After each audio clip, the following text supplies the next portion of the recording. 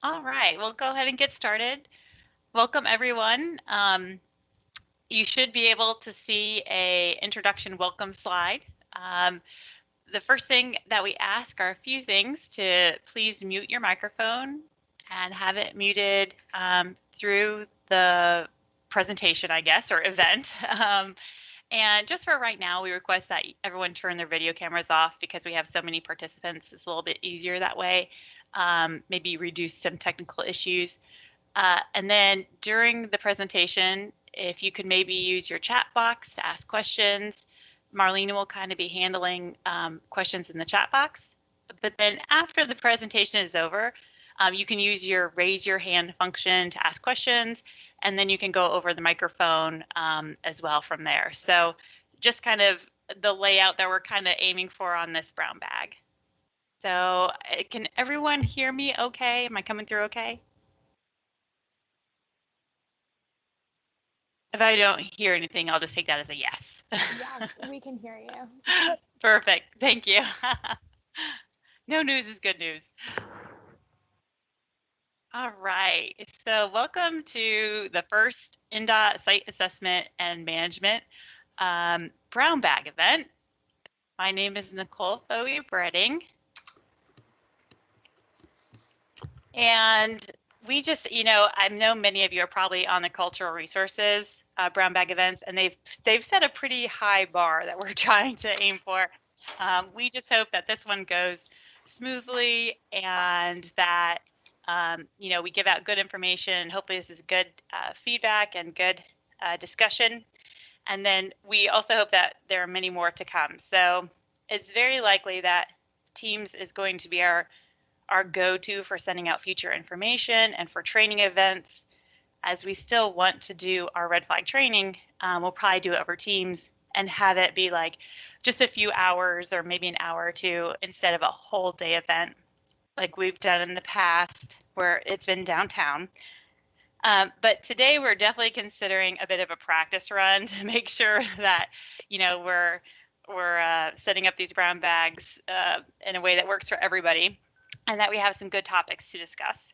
And so these are the general topics that we're going to discuss today. So a little bit of a welcome, some general information, our SAM general email address that we've had in place for a few months now.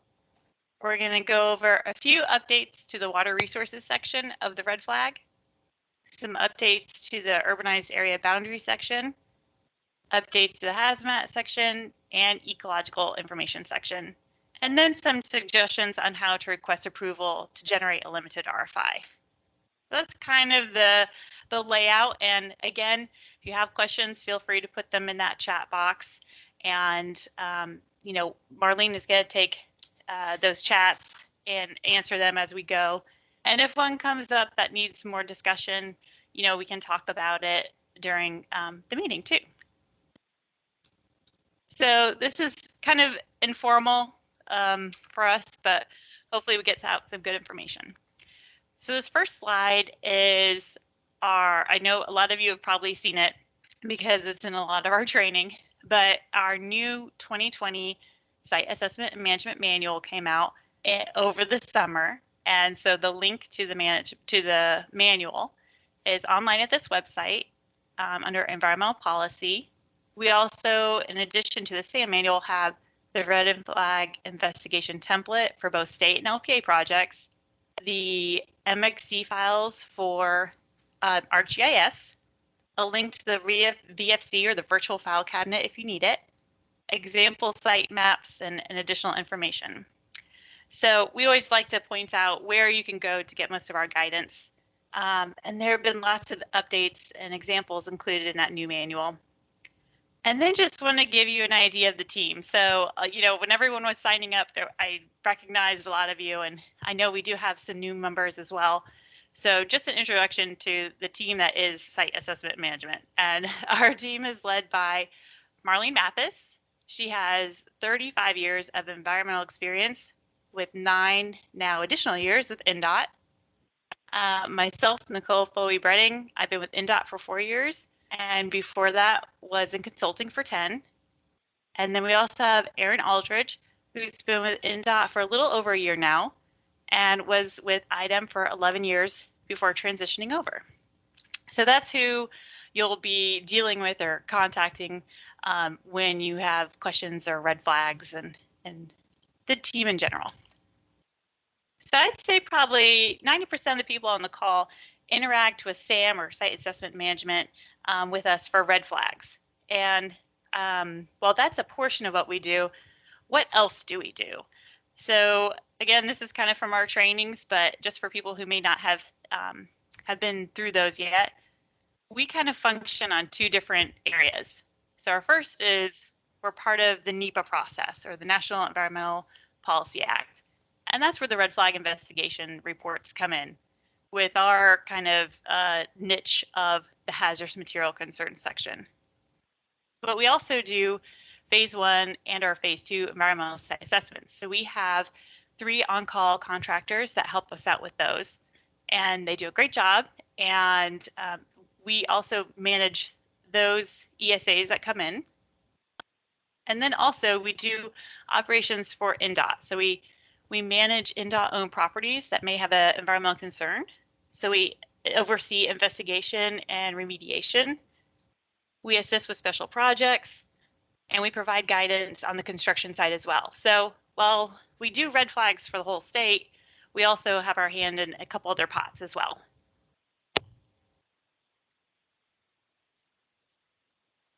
So in the SAM manual, there are a few things I wanted to talk about that are in the document and maybe some new updates to them too. So administrative items in the manual, project-wise. I know a lot of people have been reaching out. So ProjectWise recently had an update over the weekend. Hopefully you guys kind of managed through that, but we also dealt with it on Monday morning. ProjectWise was transitioned over. So you'll notice that if you have links in your email to reports that we sent to you or that you sent to us, if it was sent before this past weekend, that link will no longer work. And that's because they migrated ProjectWise over. But new links sent from, I think, like Monday forward, those links are good and should be active and should work fine. So if you have a document from us that maybe is a week or two old and the link is not working, you'll just need to go into ProjectWise and go to that folder and find the document. So the document's in there. It's not been removed. It's just that the link isn't working. So hopefully everyone's kind of managed through that. If you do have a ProjectWise question and it's specific to ProjectWise, it would be really good probably to go to the consultant, ProjectWise consultant guide that's online first. IoT did update that guide before this transition. So I even used it on Monday when I was having problems getting onto ProjectWise. But so they have new instructions already available. And if you continue to have problems, it'd be best to reach out to them on the email address provided in the guidance document.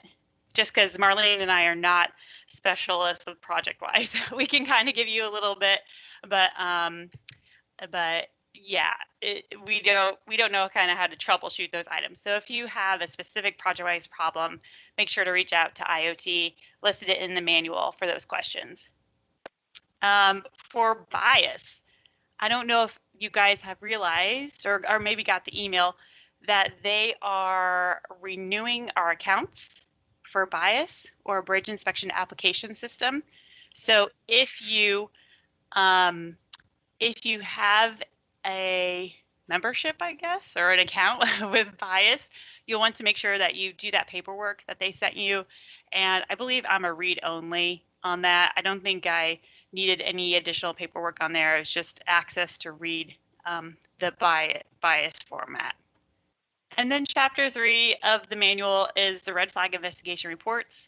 That includes the RFI template, the RFI guidance documents for both LPA and state projects. Make sure you're referencing the right one because they have slightly different recommendations. Appendix C is a limited RFI. And then phase 1 and phase 2 ESAs. So any questions so far? Am I coming through okay? Everything good? I'm definitely a person who relies on visual facial cues. So without any monitor, without any video cameras on, it's always kind of like, oh, I think everything is coming through okay. But awesome. Thank you guys. So we'll go ahead and move on unless there are questions.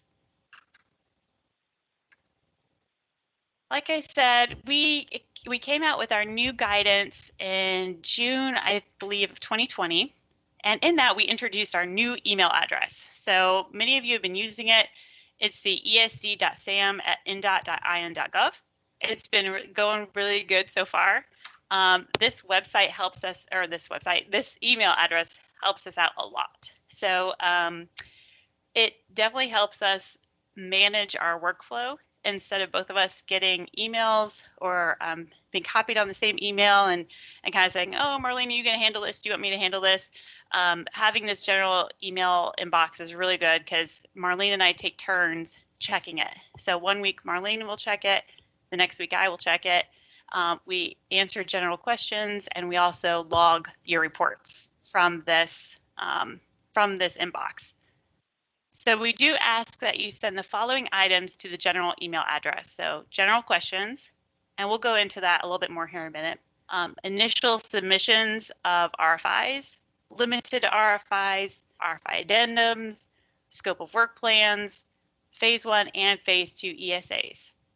And then once a document has been reviewed, you can then send future emails directly back to the reviewer. So if I review a document, you would send it to me, Nicole, instead of sending it to the general esd.sam inbox. So that's kind of just saved for new submissions.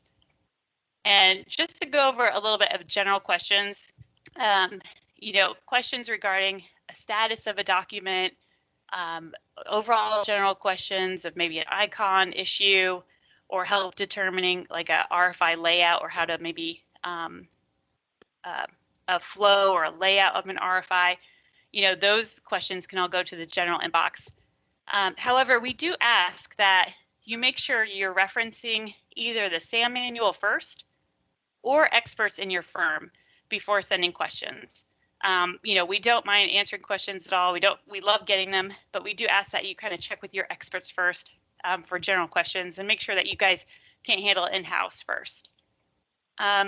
Something also to point out is along with this new email address, we have new phone numbers. So since we are out of the office right now, we have new cell phones and our new phone numbers are in red at the bottom of our signature block. So if you need to get a hold of us, and because we're working remotely now, a lot of times we're doing Teams calls or we're on separate calls that pop up throughout the day. So definitely if you need something from us, make sure to leave a voicemail. We also tend to get some weird out-of-state calls or spam calls on our work phones. So sometimes we're like, oh, I don't know if I should answer this or not. So it's always good to leave a voicemail if we do not pick up.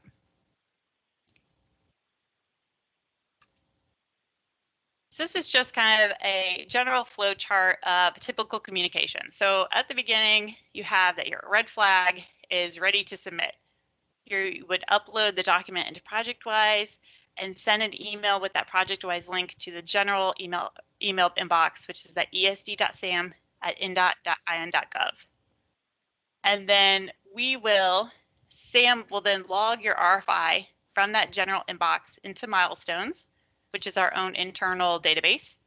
And that puts your document in the review queue. And just a reminder there on the right that if an expedite review is needed, the INDOT PM will need to send an email on the consultant's behalf and should include a reasonable due date for that review. So kind of then to go with the flow chart down, we review your document and you receive RFI revisions from a reviewer. So say myself. If you have specific questions about that document, about that review, send them directly to me. So you wouldn't send them to that general inbox. And then once edits are completed, you have your final document that you want me to sign, send that back to me, not the general inbox. So kind of just a rule of thumb, if you're sending documents to the general inbox, we assume they are initial submittals, and we have a day or two to get to them, to log them. We have some time. So if you are submitting something that's been revised and waiting for signature, you want to send it directly to the reviewer, because otherwise you'll be delaying that approval.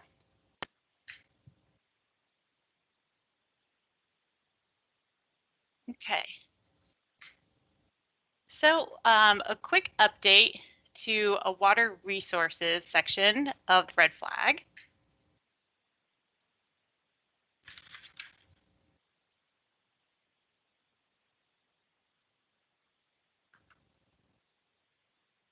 Okay, so this first update is just kind of an edit that we have to the RFI guidance that will be coming out and kind of along the way, but wanted to give you a heads up about it. So concerning NPS, NRI listed streams. Right now, our recommendation is down there in red at the bottom where it says, if an impacted river is identified on the GIS maps as being on the National Rivers Inventory, coordination with National Park Service and U.S. Department of Agriculture will be necessary. Well, that is being revised. So you no longer will include the U.S. Department of Agriculture in the recommendation. So it will just be that coordination with the National Park Service will be necessary. So like I said, that will be coming out in our guidance, but you can start using that if you run into the scenario. And it applies to both state and LPA projects. Okay. Let me go back for a second.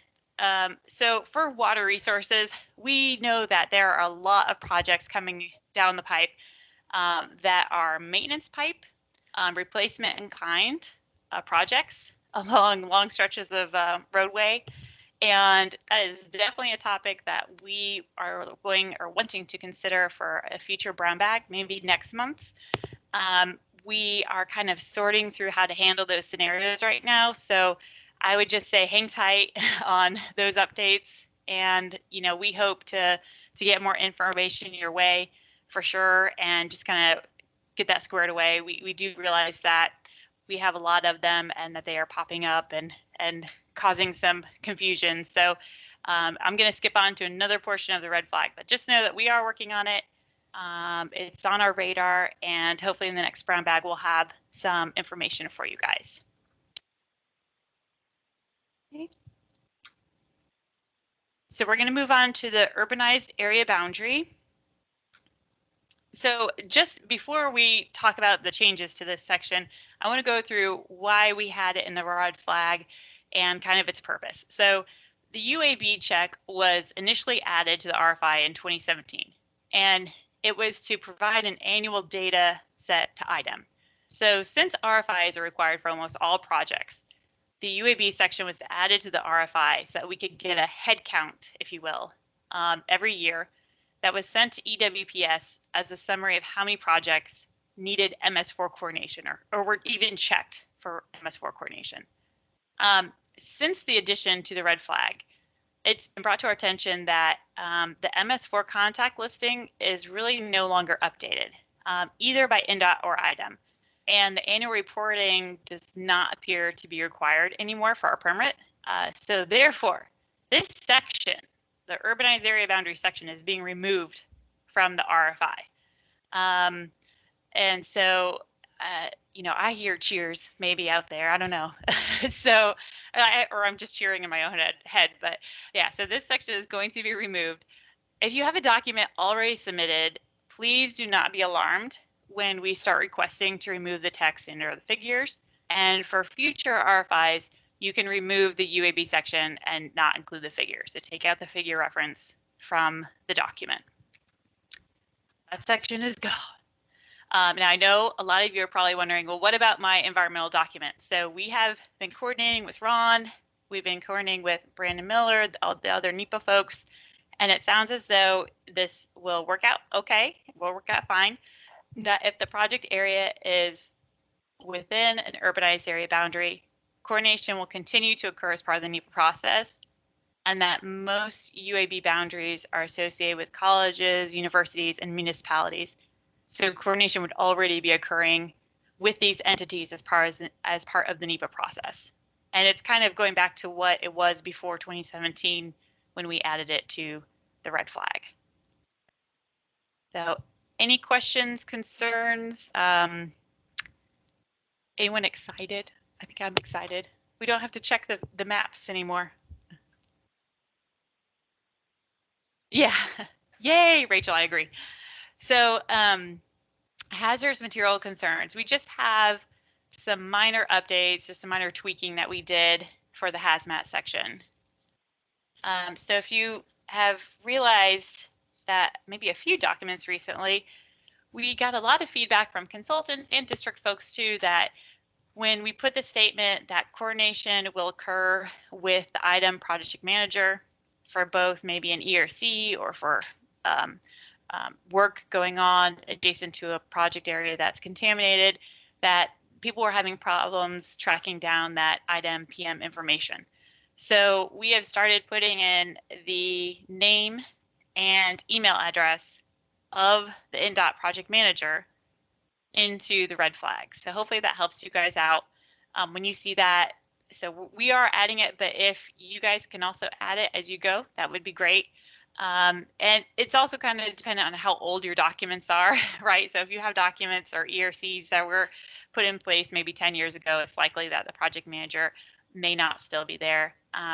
But for recent documents or recent ERCs, it's likely that, you know, the item PM would still be present, that and appropriate contact information. So you will see that kind of change. And then we have some updates to the ecological information, the ecological section.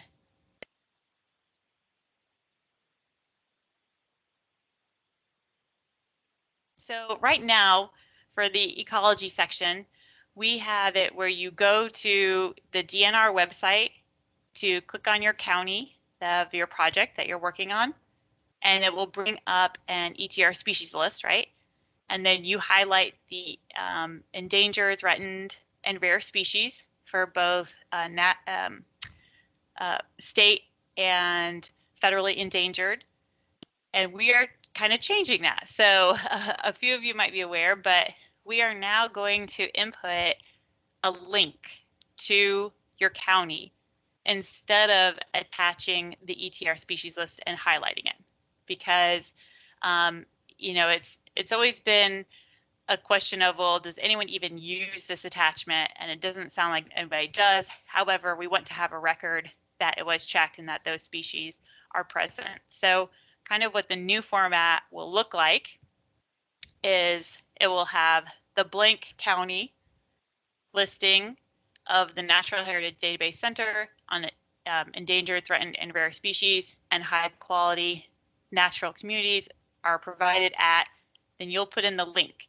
And so notice how on this link it says at the very end of it, in parentheses, it says NP-county. So you will input the link to your county's PDF, and that will be in the document, and you will no longer attach the ETR species with the highlights to the RFI. So that is coming down the pipe and will be a change for in the RFI guidance. Hopefully that'll save some time and energy too, especially since those county listings update maybe every year or so.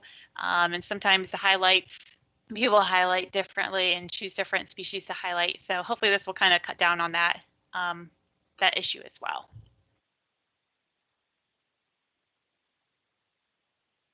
Okay, and then we have just a couple of reminders or maybe some clarification on how this portion of the red flag is set up. So for the BAT protocol, just remember that the document preparer must contact the appropriate district, so the district that your project is in, to request a review of a confidential database for endangered bats.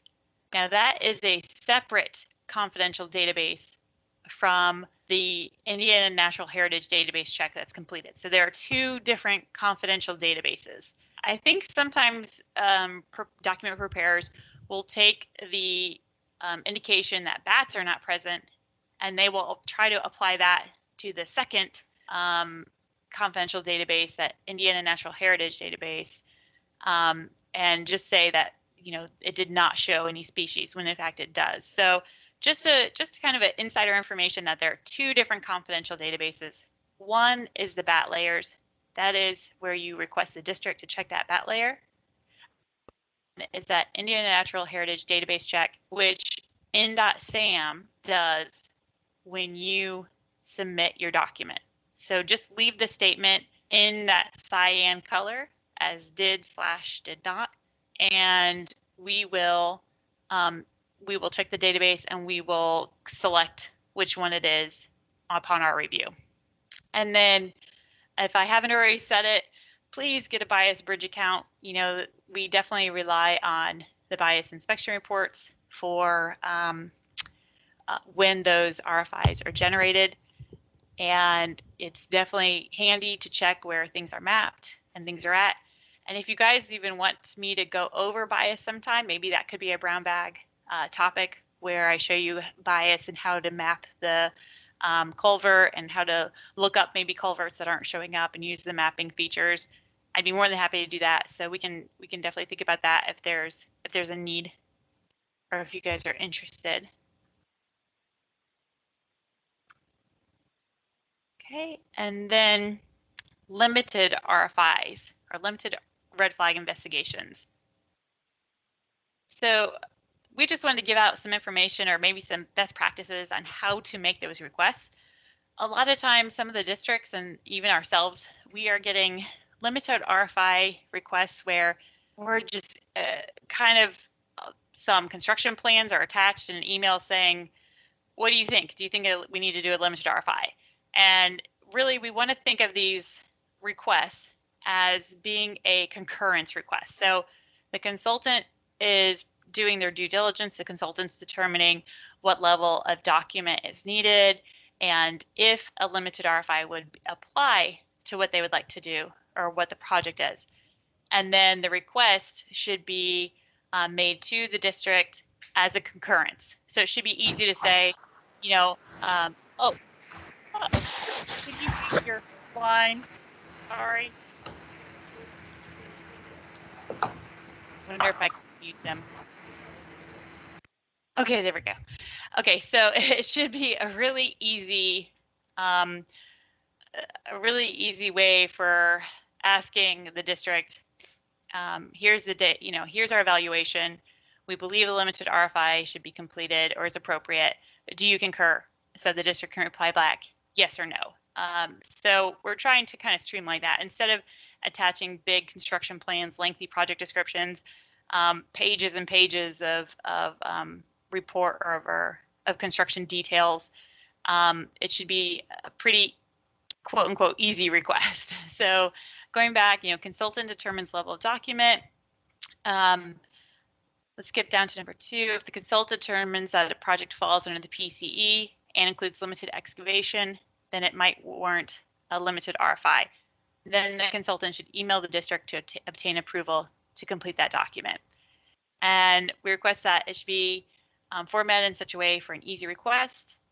Please do not attach construction plans or lengthy project descriptions unless the district has asked for it.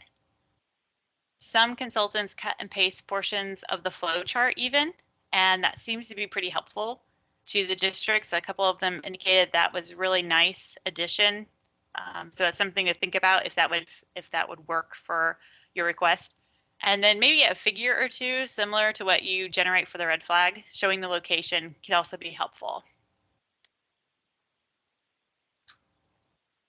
Just a reminder that the flow chart for a limited RFI is on the INDOT SAM website. So back at the beginning of that slide, showing where the environmental policy website is, it is in there. It's also in the SAM manual as well. So if you need to reference it or if you want to add portions of it to your request, you can do so. And then Marlene and I, actually Marlene drafted up this request email template. We sent it out to the districts and they gave really good feedback. and it's kind of been paired to maybe a good template to use when you're requesting a limited RFI. But you can certainly maybe use this if you feel like it would be helpful to you. It's very similar to what we have in our SAM manual, where you have the DES number. Make sure to reference that DES number. It's very important to all of us as far as logging projects, finding things easily in our email, specifying if it's a PCE or CE1, what district, a brief project description that includes the HMA overlay with upgrades to select curbs. Was it evaluated to the limited RFI process flowchart? And then the green would be for like the district. So district concurrence, the date of concurrence, and additional sections other than hazmat and ecology requested by the district, because it is up to the district if they would like to have something different. And just to let you know that we are requesting that once you submit a limited RFI request and the district has approved it, they will be updating that in our milestones database, because I think sometimes some consultants may not be reaching out to the districts, and we just want to make sure that that is occurring before limited RFI is generated. So we are kind of documenting that on our end as well. Okay, so that is all for this presentation.